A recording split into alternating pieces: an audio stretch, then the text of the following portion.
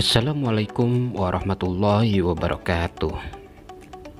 Hai ibu-ibu para KPM di seluruh Indonesia, baik yang sudah mendapatkan atau menerima bansos BPNT-nya ya atau sembakonya, ataupun bagi para KPM yang sampai sekarang masih menunggu ya pencairan dari BPNT atau sembakonya. Nah, sekedar informasi saja untuk diketahui oleh para KPM, dan ini bisa dijadikan sebagai edukasi juga, bahwa dalam video sebelumnya ini menjelaskan tentang mekanisme penyaluran BPNT yang dibuat oleh daerah Kota Bandung ya.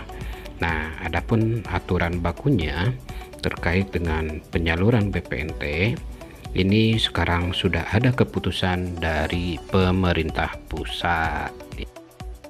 Adapun keputusan tersebut ini tertuang pada surat nomor 29/6/SK/H.01/2/2022, yaitu tentang petunjuk teknis percepatan penyaluran bantuan program sembako periode Januari, Februari, dan Maret tahun 2022.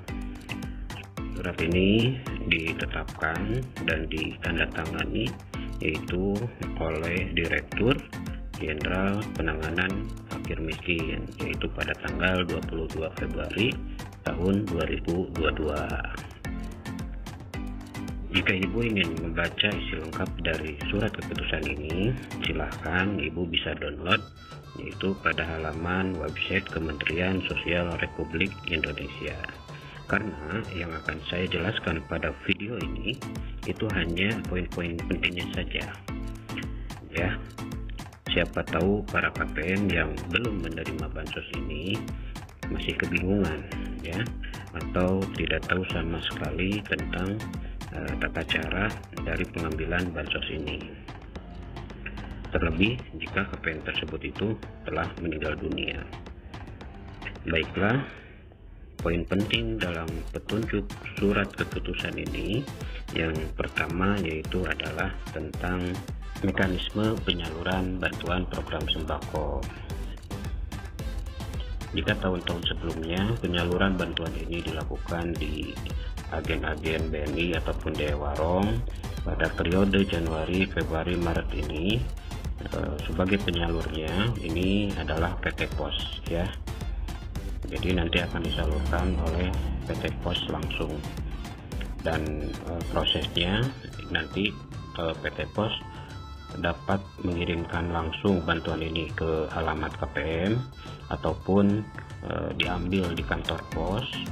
Kemudian poin penting yang kedua yaitu tentang pemanfaatan bantuan program sembako. Jika para KPM sudah menerima uang dari program bantuan sembako kali ini, maka KPM harus membelanjakannya yaitu ke bahan pangan yang telah ditentukan, di mana bahan pangan tersebut itu yang harus mengandung karbohidrat, protein hewani, protein nabati, dan atau vitamin dan mineral. Adapun jenis-jenis yang termasuk ke dalam bahan pangan karbohidrat yaitu bisa beras atau jagung, bisa juga sagu gitu ya.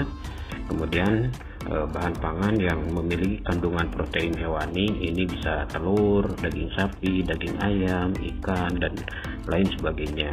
Kemudian yang termasuk ke dalam bahan pangan yang memiliki kandungan protein nabati, kacang-kacangan, tempe, tahu, dan lain sebagainya.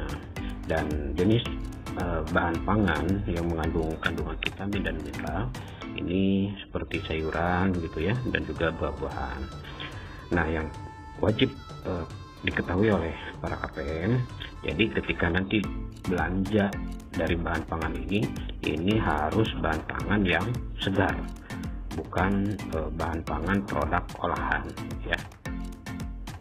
Kemudian poin penting yang ketiga yang wajib para KPM tahu gitu ya, ini tentang penyerahan dana bantuan program sembakonya. Nah, tadi sudah diterangkan bahwa dana bantuan tersebut ini oleh PT Pos bisa dikirim langsung atau diantarkan oleh PT Pos langsung ke rumah KPM, ya, ataupun si KPM datang ke kantor pos. Pada saat PT Pos menyalurkan uang tunai atau menyerahkan uang tunai dari program bantuan ini KPM wajib menunjukkan KTP ataupun surat keterangan pengganti KTP atau surat keterangan dari kelurahan atau desa yang menyatakan bahwa KPM tersebut benar-benar penduduk asli atau warga asli daerah sekitar itu, gitu ya.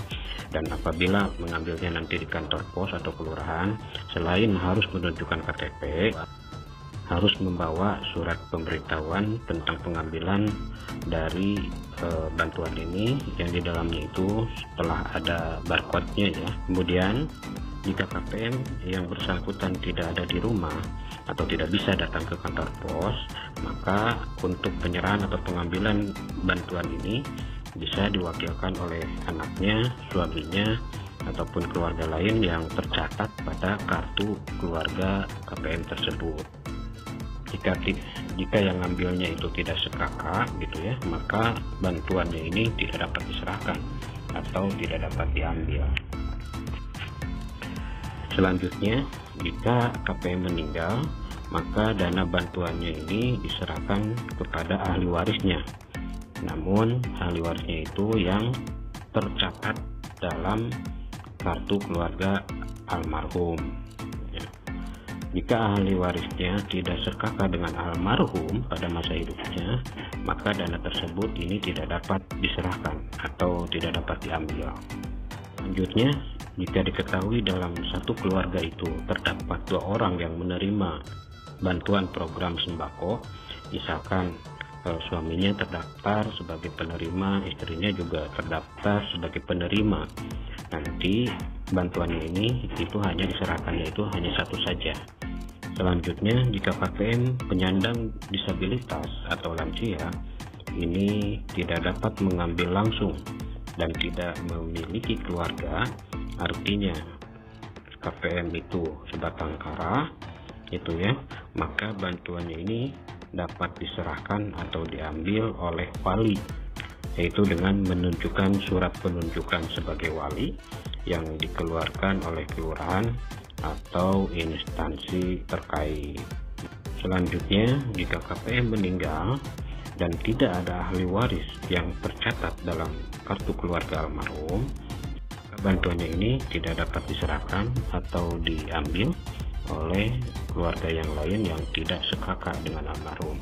Nanti PT Pos akan melaporkan ke dinas terkait dengan bantuan ini, gitu ya. Ini nanti akan dikembalikan lagi ke kas negara. Nah, poin penting yang terakhir, jika pada video sebelumnya itu diterangkan bahwa KPM wajib menandatangani pernyataan tentang dana ini akan dibelikan ke sembako, gitu ya. Nah, dalam surat ini diterangkan bahwa tidak ada KPM, ya, atau tidak harus KPM menandatangani. Jadi yang menandatangani surat pernyataannya ini adalah cukup PT Pos saja, ya. Nah, inilah poin-poin penting dalam surat keputusan mengenai teknis penyaluran program bantuan sembako. Baiklah ibu-ibu, saya akan coba simpulkan dari apa yang sudah dipaparkan tadi.